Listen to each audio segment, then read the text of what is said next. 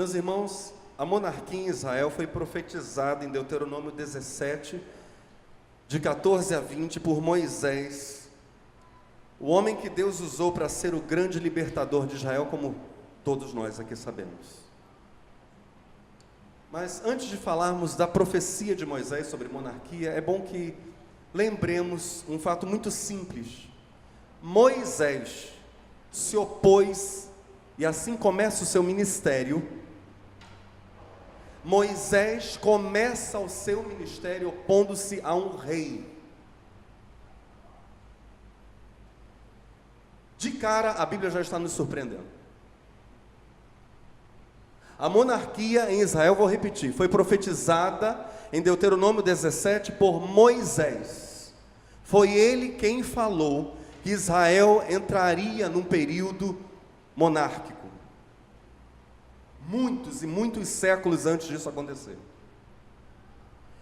E foi ele mesmo que começou seu ministério opondo-se frontalmente a um rei, o maior do mundo de sua época, o faraó.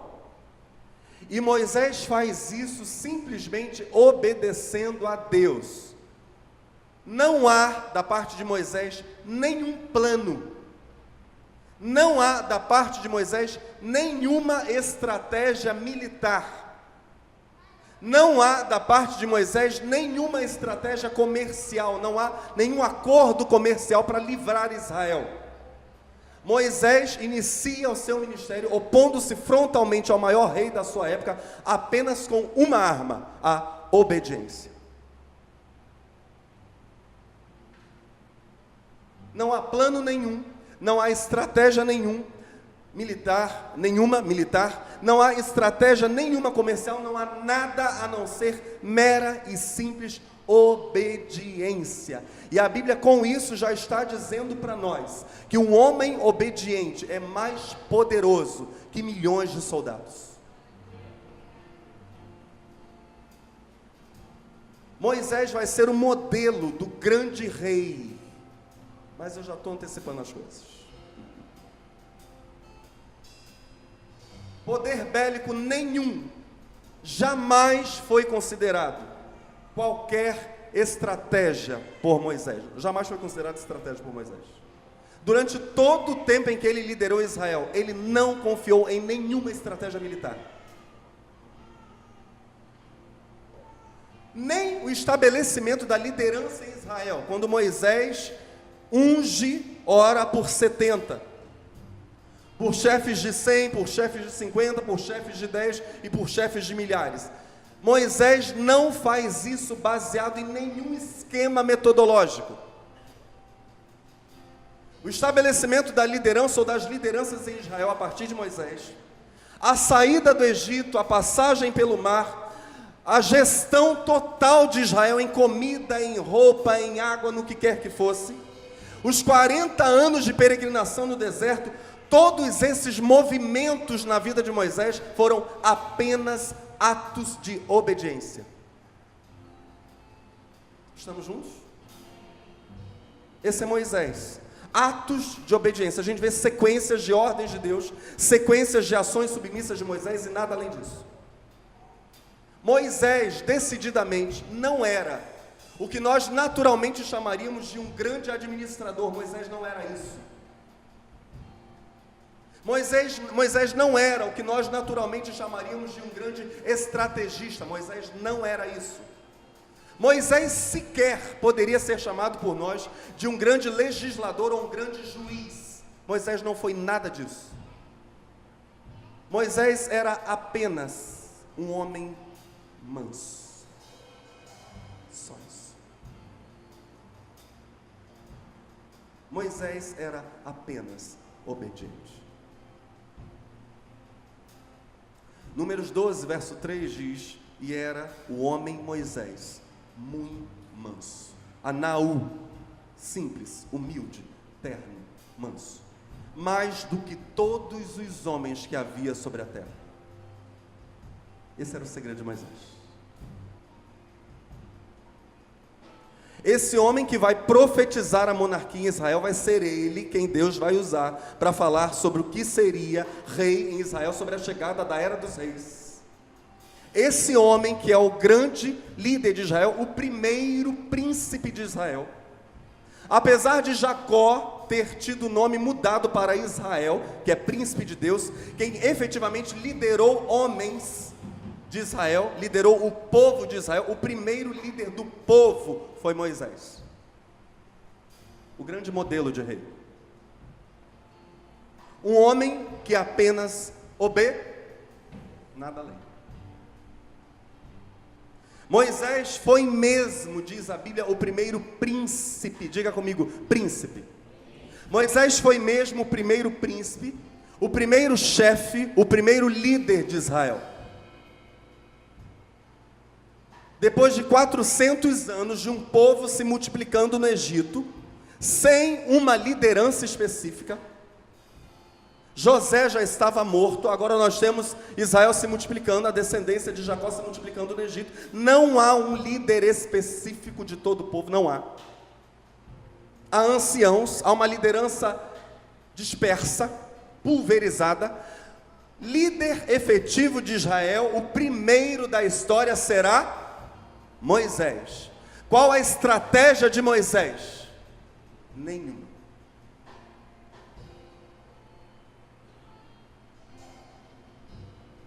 Liderança, meus irmãos. Então, em Moisés nós temos o início do conceito de liderança sobre Israel. Já nos libertando de todos os estigmas, todos os conceitos empresariais sobre liderança espiritual. A gente já precisa começar a ser liberto. Amém? A mensagem já começa, o Espírito Santo dizendo, olha, despa-se destas vestes, abra mão dessas roupas aí, empresariais. Liderança na história de Israel é algo que nasce no meio do povo de Deus como serviço. O que é liderança no meio do povo de Deus? É serviço de alguém absolutamente submisso às ordens do Senhor. Assim nasce liderança em Israel. O homem absolutamente humilde, manso.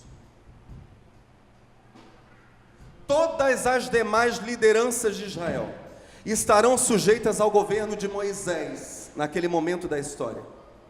E será justamente o tempo da história em que Israel não andará jamais confuso.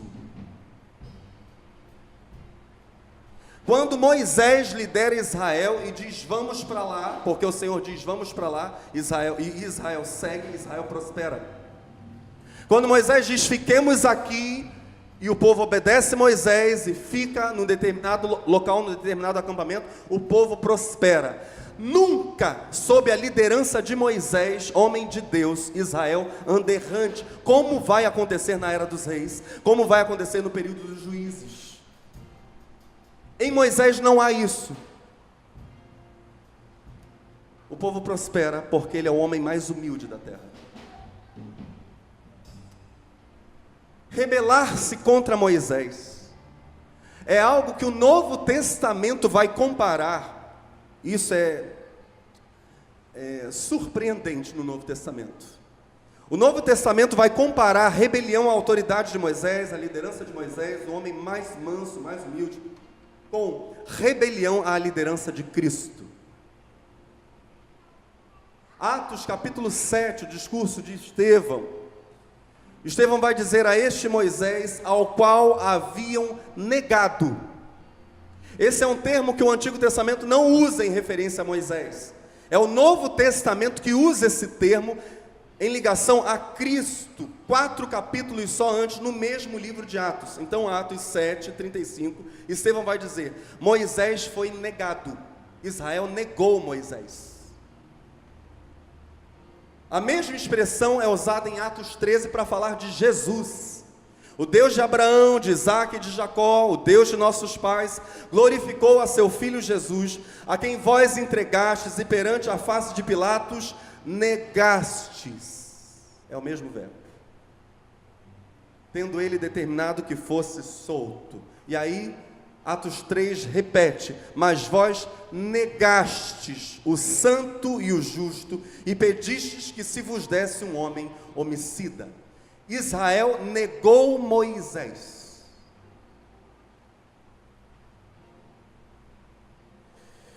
E o texto usa outra expressão, Atos 7 usa outra expressão que é referente a Jesus Cristo, para falar de Moisés novamente, no mesmo trecho.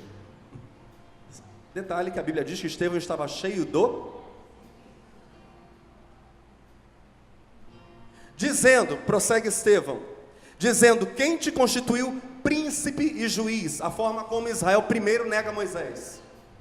A este Moisés enviou Deus como príncipe e libertador, ou príncipe e salvador. Essa mesma expressão é usada referente a Jesus Cristo em Atos 5:31. Deus, com a sua destra, o elevou a príncipe e salvador, para dar a Israel o arrependimento e a remissão dos pecados. E aí Estevão prossegue dizendo: pela mão do anjo que lhe aparecera na sarça, foi este que os conduziu para fora, fazendo prodígios e sinais na terra do Egito e no Mar Vermelho e no deserto por 40 anos. Este é aquele Moisés que disse aos filhos de Israel: o Senhor vosso Deus vos levantará dentre vossos irmãos um profeta como eu. E Moisés está falando de Jesus. Um profeta como eu, a ele ouvireis.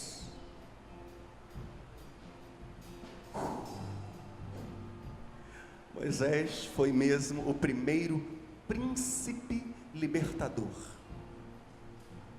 O primeiro grande modelo de toda e qualquer liderança espiritual é Moisés,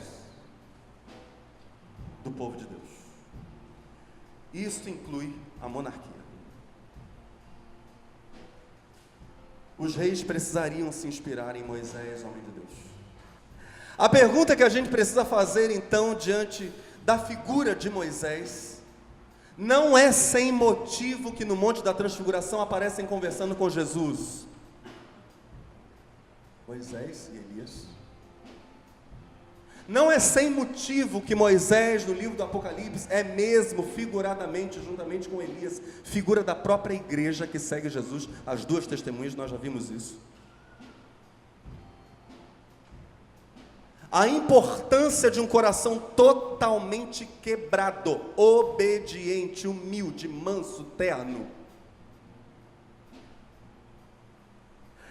que seria inspiração para a monarquia, que seria esse homem, Moisés, o profeta que anunciaria os tempos dos reis. A pergunta é, então, a partir de Moisés, servo de Deus, o que seria um monarca? Bem, o primeiro grande líder de Israel foi diretamente chamado por Deus na sarça, Moisés, e foi o homem do Antigo Testamento com quem Deus exclusivamente conversava como? Face a face. Com mais ninguém Deus fazia isso. Com ele, meu servo Moisés, eu falo face a face. Tenham respeito por Moisés. Vocês, profetas, sacerdotes, todos vocês, Miriam, Arão, todos vocês temam meu servo Moisés. Com ele eu não falo por visão, não falo por revelação, com ele eu falo cara a cara.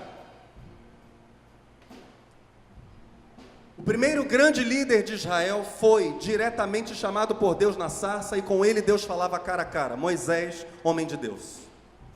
Quando Moisés morresse, e o povo entrasse na terra prometida, então Moisés, nós sabemos, guiou o povo da saída do Egito até os portais de Canaã. Ele não entrou em Canaã.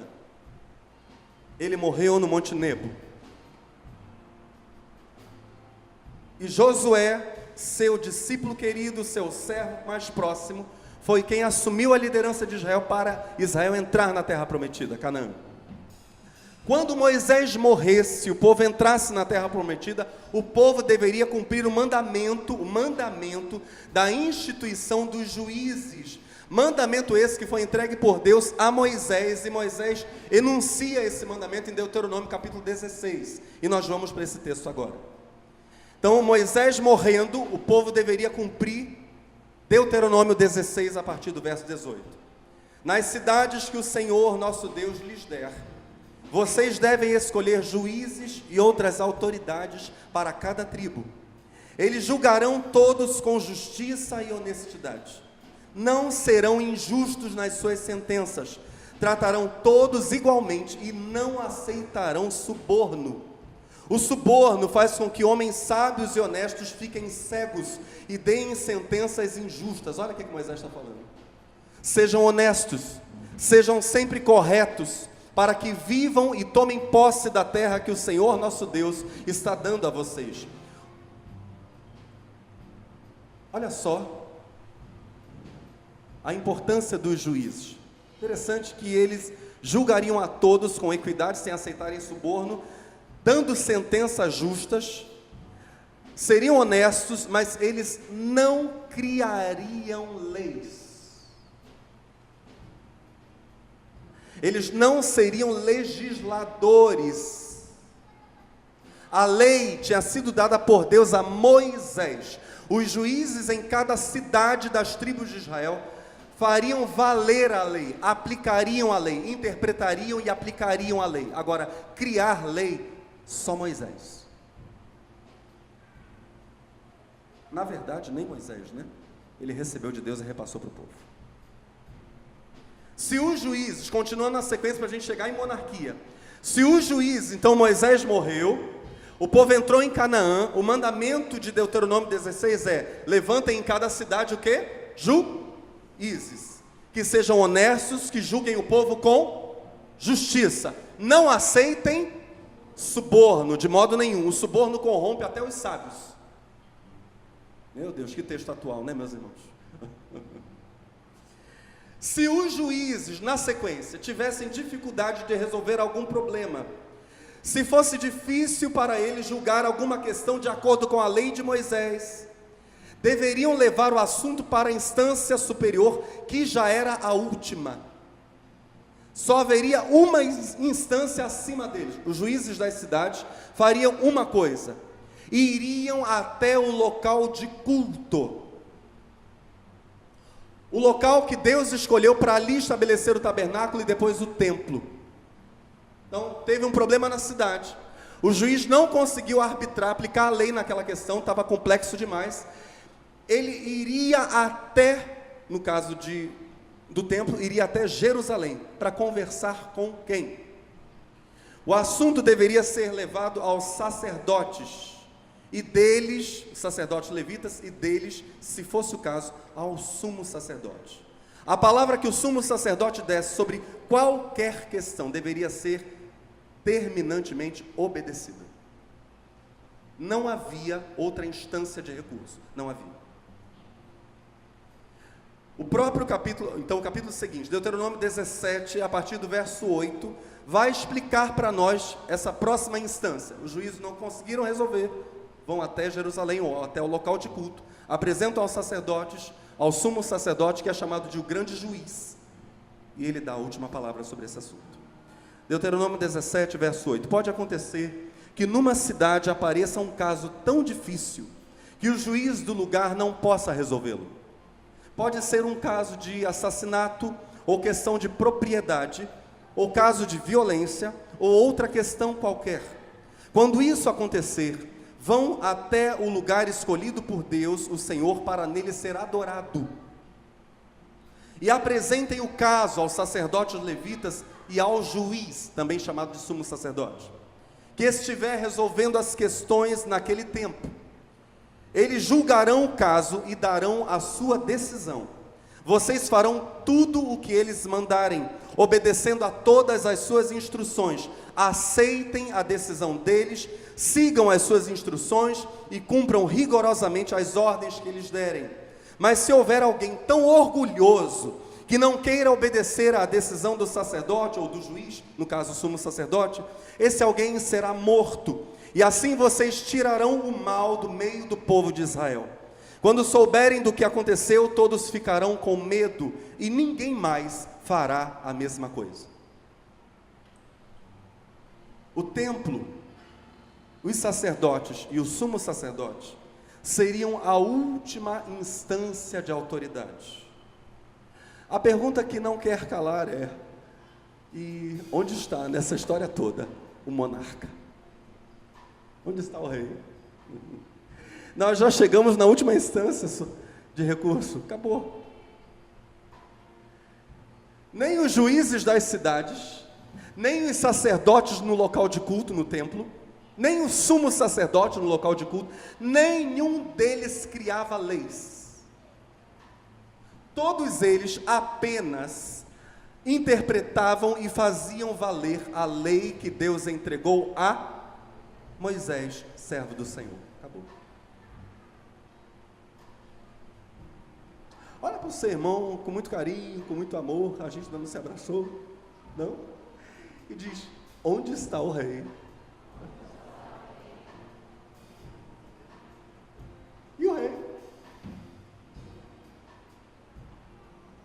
Meus irmãos, se nós voltarmos no tempo, nós vamos lembrar que por ordem direta de Deus a Moisés, o irmão dele, irmão mais velho, qual o nome dele? Arão, foi consagrado pela imposição de mãos de Moisés, e foi Moisés quem derramou o azeite. Foi Moisés, no alto do monte, que consagrou Arão como o primeiro sacerdote da história. E o grande sacerdote, o sumo sacerdote, o sacerdote maior. Arão recebe o derramamento de óleo na cabeça, torna-se o primeiro sumo sacerdote de Israel. Toda a tribo de Moisés, a tribo de Levi, os filhos de Arão, porque Arão também era dessa mesma tribo, os filhos de Arão, que faziam parte dessa tribo de Levi, só eles, os descendentes de Arão, apenas eles serão sacerdotes, e dentre esses, sempre o filho mais velho. Então Arão, Eleazar, e sempre o filho mais velho, seria o sumo sacerdote vitalício. Então morria um, automaticamente o outro assumia. A partir de Arão, todos os filhos primogênitos, começando por Eleazar, seriam os sumos sacerdotes de Israel. Essa era a linha. Ou seja, o governo de Israel era mesmo um governo, diga assim comigo, teocrático. Era Deus, por meio do sumo sacerdote, um cargo vitalício. Era Deus quem tinha na figura do sumo sacerdote a última instância de autoridade em Israel. A função dele não era criar leis, nem o sumo sacerdote. Ele interpretaria e zelaria pelo cumprimento da lei. As questões de cada cidade, nós vimos, seriam decididas por juízes locais.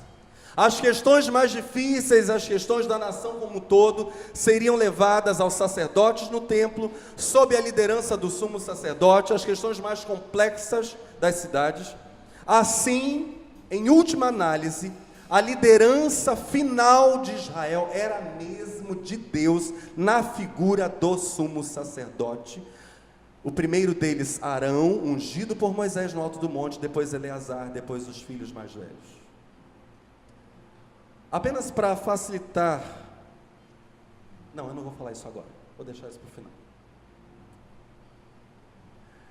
De novo, se o sumo sacerdote desde os dias de Moisés seria uma última instância, o maior sinal de autoridade, onde se encaixava a monarquia?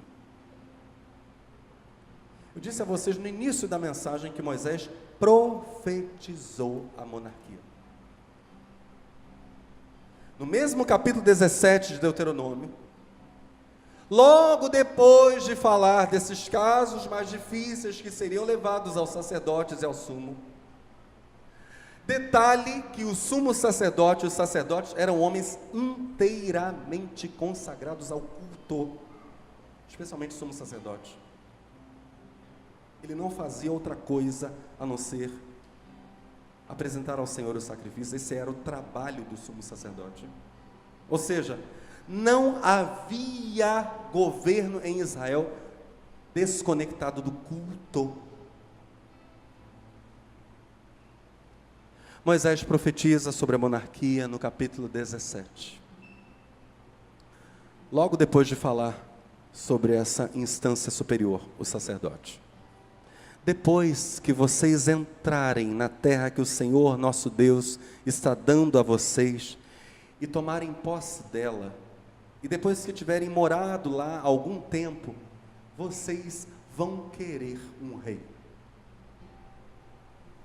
Profecia. Vocês vão querer um rei para os governar, como os reis das nações vizinhas.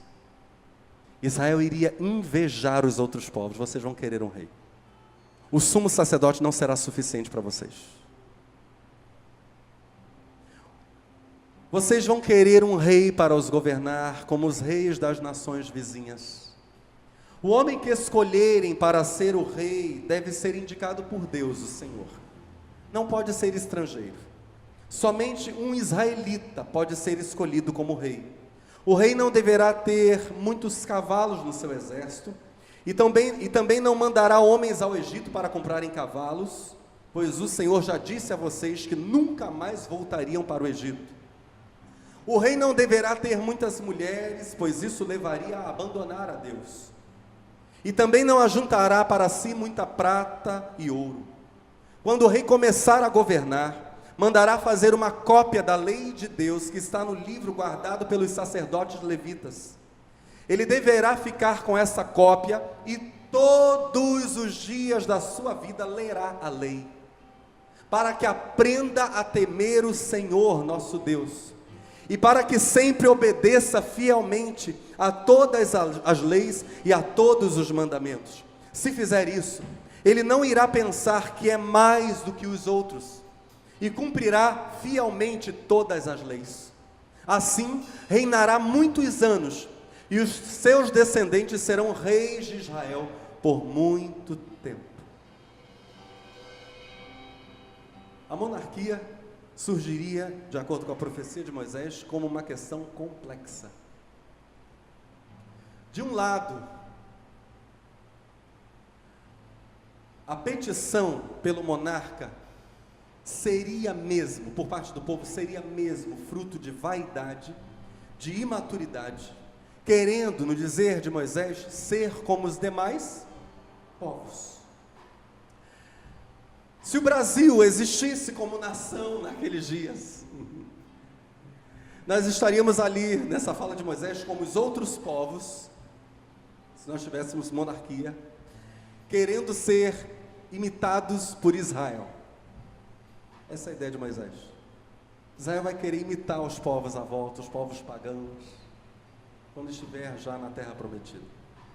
Mas de outro lado, olha a complexidade da questão da monarquia. De outro lado, Deus escolheria o monarca. Assim como foi Deus quem escolheu Moisés, o primeiro príncipe de Israel, assim como foi Deus quem escolheu Arão, o primeiro príncipe sacerdote, ou sumo sacerdote de Israel. E mais, a profecia de Moisés diz que a partir do primeiro rei, ou a partir da monarquia, haveria também um governo vitalício. A monarquia seria passada de geração a geração, o trono seria transmitido de pai para filho e para neto, como ocorria com os sacerdotes, incluindo-se aí o sumo sacerdote. Então, de um lado, a monarquia atendia a um capricho do povo, e de outro, se assemelhava à linhagem sacerdotal. Tanto Moisés no Antigo Testamento quanto os sumos sacerdotes foram chamados de príncipes. Mas curiosamente, nenhum deles foi chamado de rei.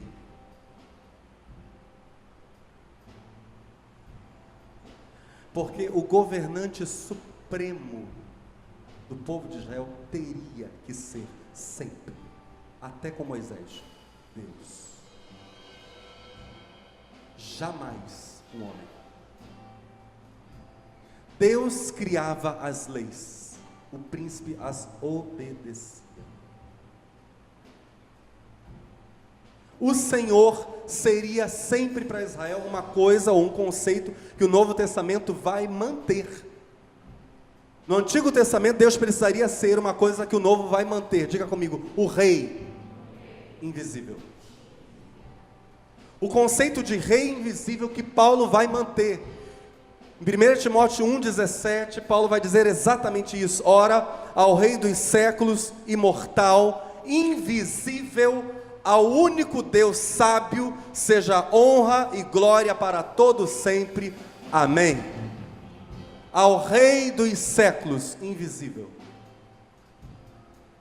Os príncipes de Israel deveriam ser fiéis observadores da lei do seu Deus e seu rei. Não deveriam, portanto, confiar em exércitos, porque o Senhor dos exércitos é Deus, não o príncipe.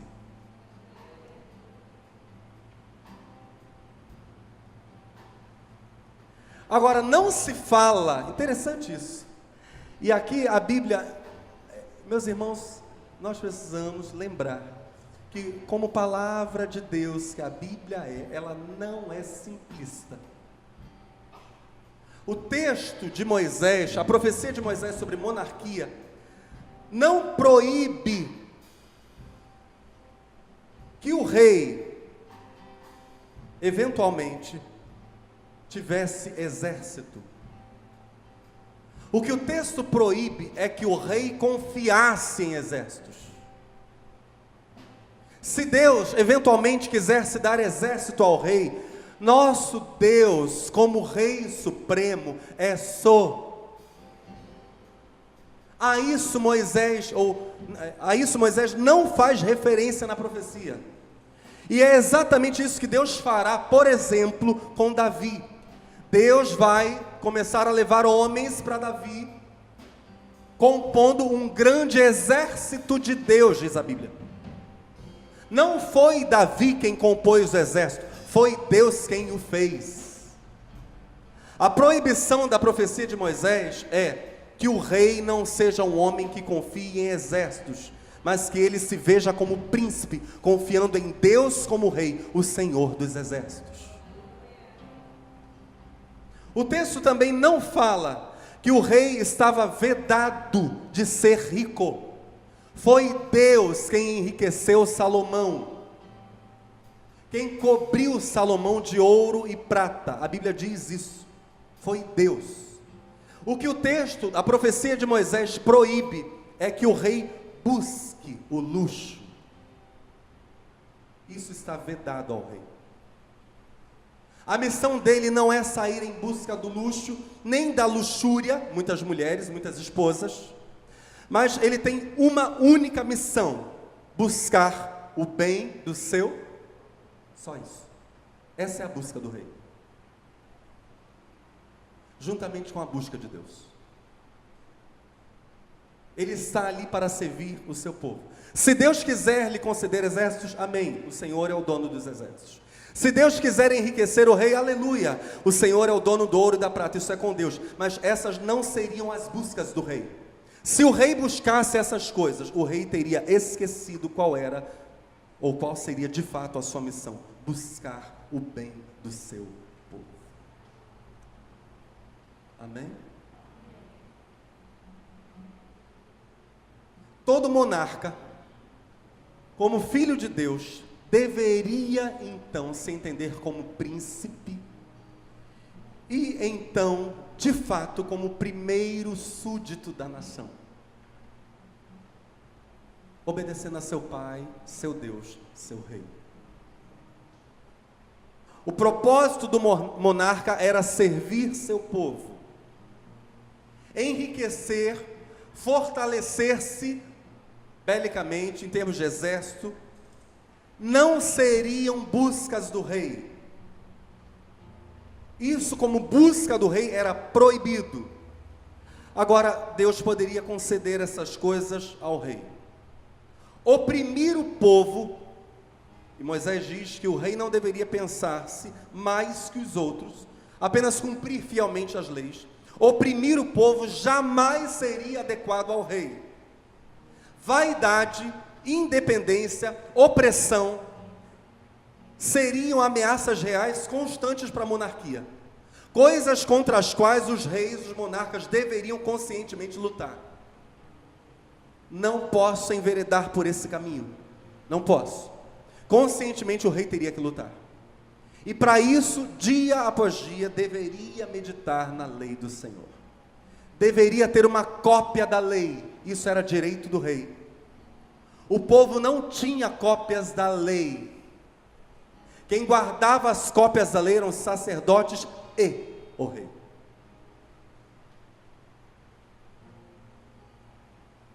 Quando o rei começar a governar, mandará fazer uma cópia da lei de Deus que está no livro guardado pelos sacerdotes levitas.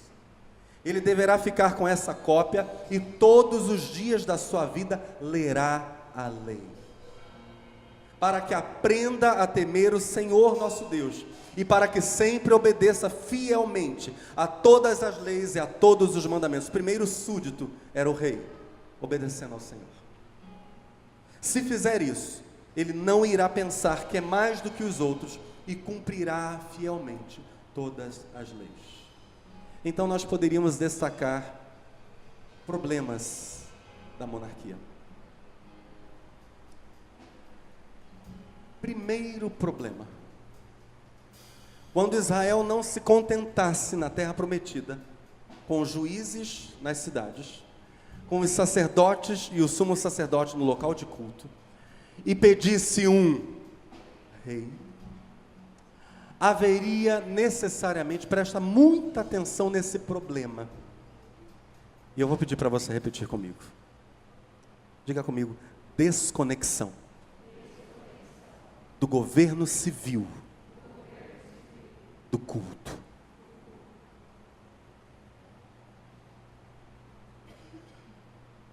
Nós temos uma expressão técnica para isso, até constitucional: a separação entre igreja e Estado. Esse é o primeiro problema crucial da monarquia. Quando o rei poderia ser, em algum caso, alguém que não fosse tão ligado ao culto assim. Antes, a última instância de autoridade da nação seria o sumo sacerdote. E com a monarquia? Antes, o sumo sacerdote, principal responsável pelo culto, era o líder supremo de Israel. A nação então seria uma nação cuja vida era centralizada na adoração a Deus. Todo o governo era construído em cima disso. E por isso mesmo, Deus estava fazendo de Israel uma nação que servisse de modelo para todas as nações da... É o que a Bíblia diz repetidamente, meus irmãos, no Velho Testamento. O tempo todo a Bíblia diz isso. Uma nação fundada no culto. Aquilo que mais tarde seria chamado de separação de igreja e Estado foi o início da crise de autoridade, primeiro em Israel. E a partir de Israel para o mundo inteiro, o mundo ficou sem referência. Lógico. Simples.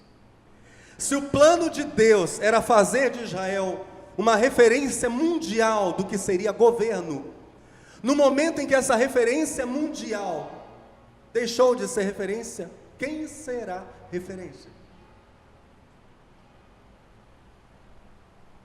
A não ser que o rei fosse alguém especialmente devotado ao culto, a monarquia corria mesmo o risco de se degenerar em paganismo e com ela toda a nação. E é o que a gente vai ver. Quando os reis esquecessem que o culto é o centro da vida, a adoração a Deus é o centro da vida, Israel ruiria como nação. O maior rei de Israel foi o mais devotado ao culto. Inclusive foi o rei que organizou o culto de Israel e introduziu a música no culto. Qual o nome dele? O Rei dos Reis. Um homem que disse: eu prefiro estar na porta da casa do meu Deus do que estar 1000 dias em qualquer outro lugar. Davi era um homem do culto.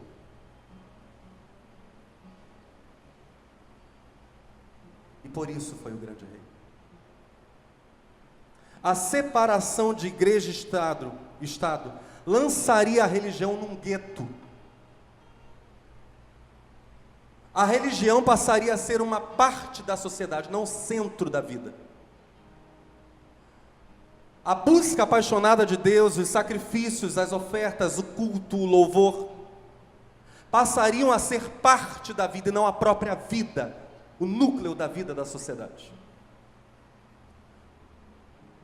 A religião num gueto, a sociedade paganizada ou secularizada, a fé e o culto deixando de ser o centro da vida de Israel, passando a ser apenas parte da vida de Israel.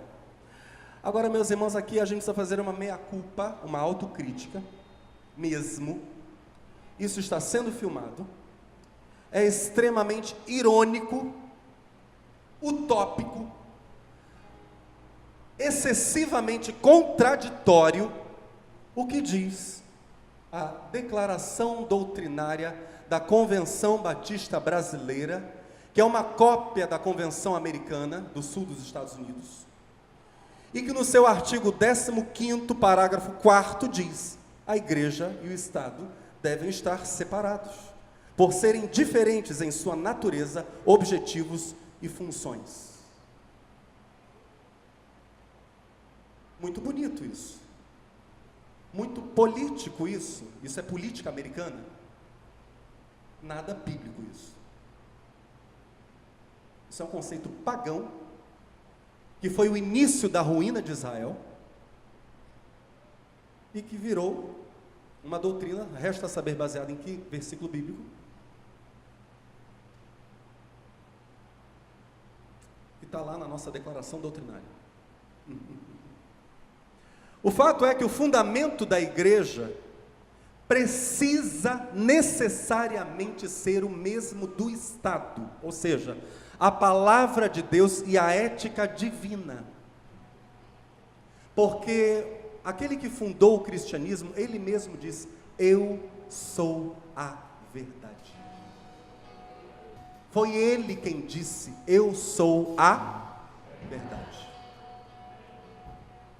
O objetivo de qualquer Estado realmente justo será necessariamente o mesmíssimo objetivo da igreja. Qual é?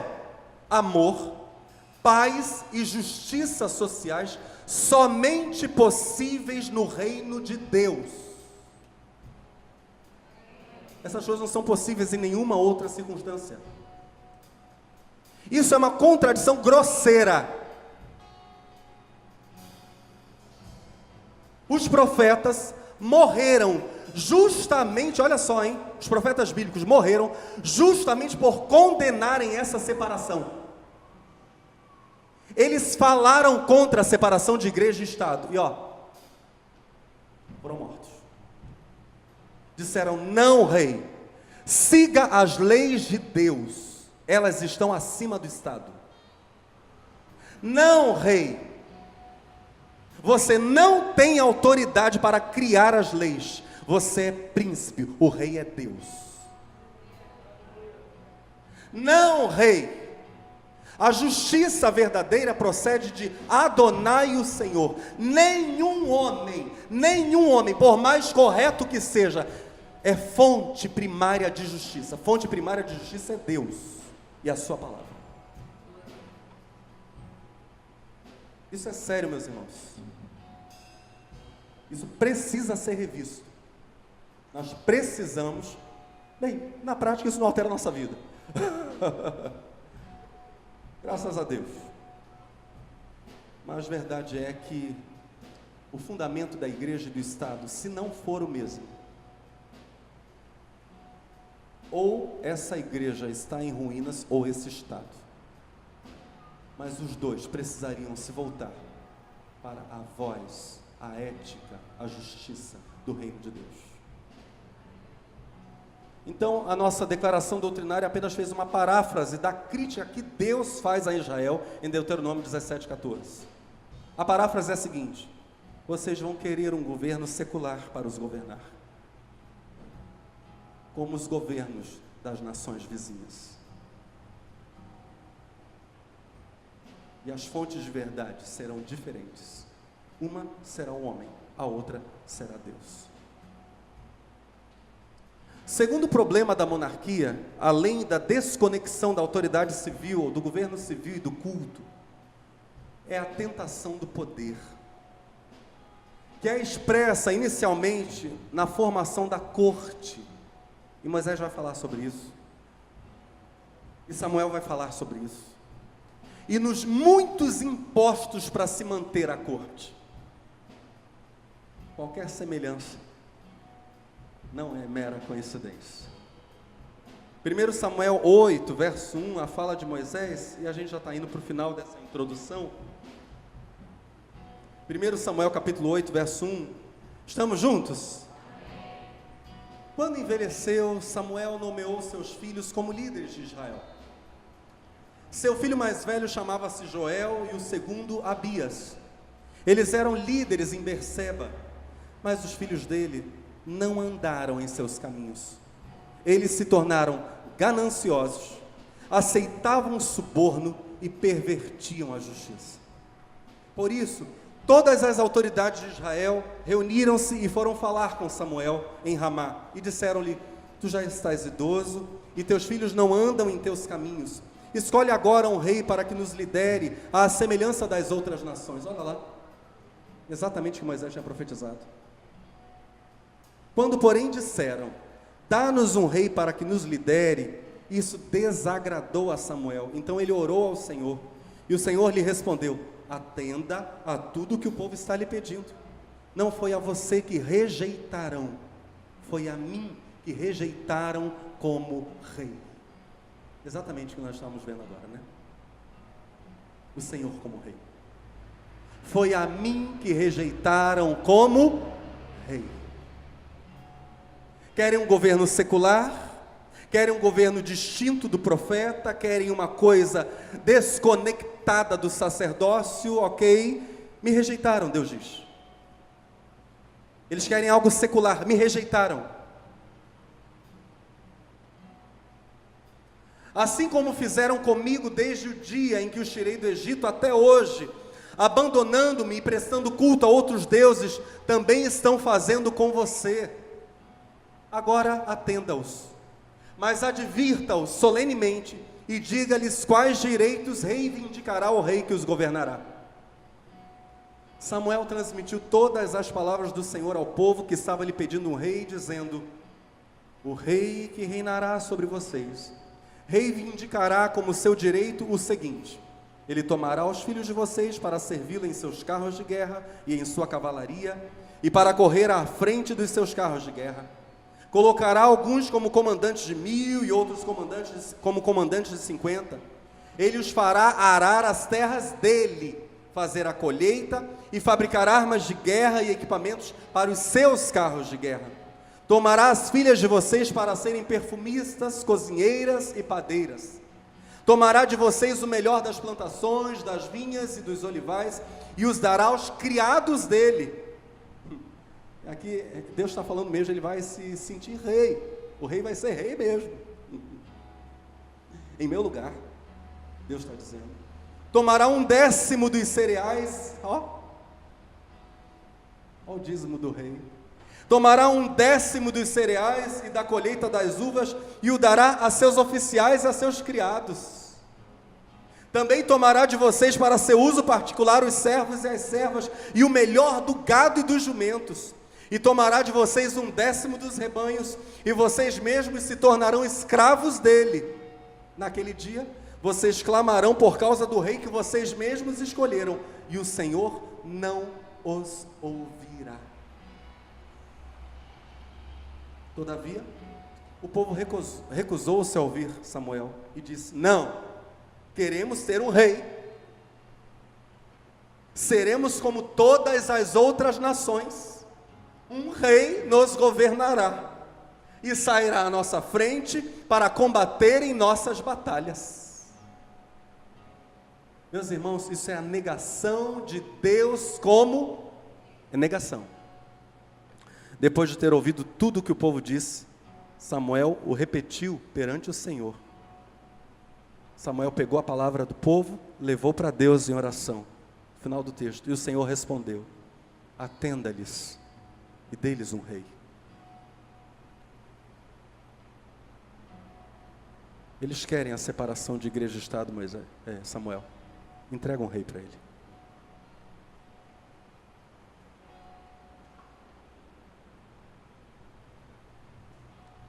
Se a monarquia, meus irmãos, aponta tristemente para a vaidade de Israel, que pede um rei para poder imitar os povos ao seu redor, a monarquia, disse a vocês, é mesmo algo complexo.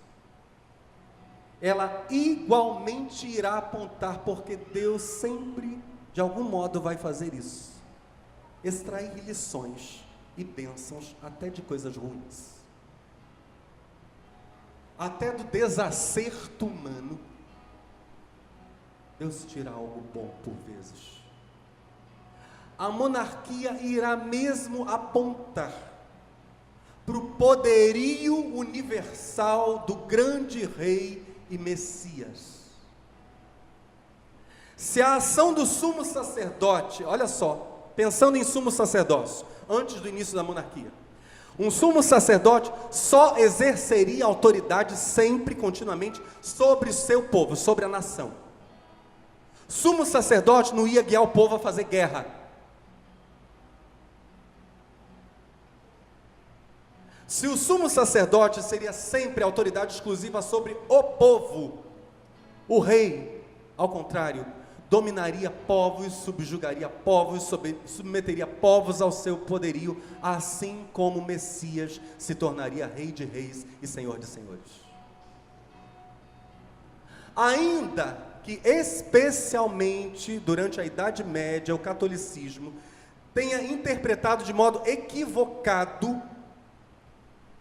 a autoridade governamental unida à autoridade eclesiástica, ou seja, a imposição da cruz pela espada, ainda que isso tenha sido entendido equivocadamente durante a Idade Média, é verdade que a monarquia vai servir de símbolo para Cristo, Rei dos reis e Senhor dos senhores.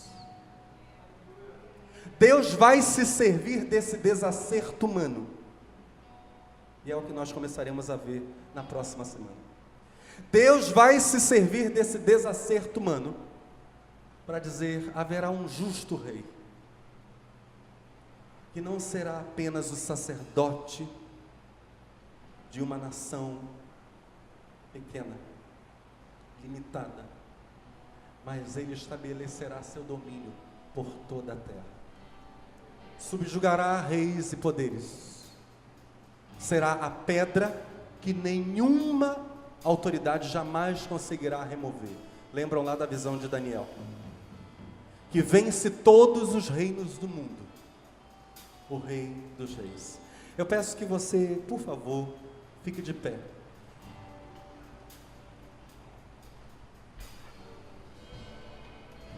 Nós precisaríamos ter no telão, não temos? O Salmo 47 inteirinho. E eu gostaria que juntos declarássemos que Jesus é o grande rei. É o grande rei. Não o rei opressor, como iremos ver, mas um rei libertador, como Moisés foi um príncipe libertador. E Moisés vai dizer justamente isso: Deus levantará um profeta como eu, um profeta príncipe, um príncipe libertador. Vamos juntos declarar o Salmo 47? Diga comigo: batei palmas, todos os povos, aclamai a Deus com voz de triunfo, porque o Senhor Altíssimo é tremendo e Rei grande sobre toda a terra. Ele subjugará os povos e as nações debaixo dos nossos pés. Escolherá para nós a nossa herança, a glória de Jacó, a quem amou. Agora olha só, a Bíblia falando sobre Deus como grande rei. Deus subiu com júbilo, o Senhor subiu ao som de trombeta. E aqui a ideia é mesmo de ele sendo recebido como rei, aclamado e exaltado como rei. Cantai louvores a Deus, cantai louvores ao nosso rei, cantai louvores, pois Deus é o rei de toda a terra. Cantai louvores com inteligência. Deus reina sobre os povos. Deus se assenta sobre o trono da sua santidade. Os príncipes dos povos se ajuntam, o povo do Deus de Abraão, porque os escudos da terra são de Deus. Deus está muito elevado.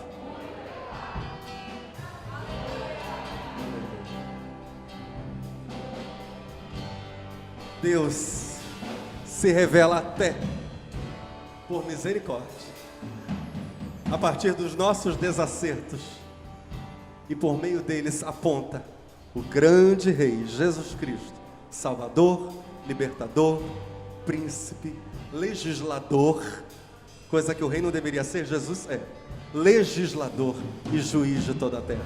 Vamos exaltar ao Senhor.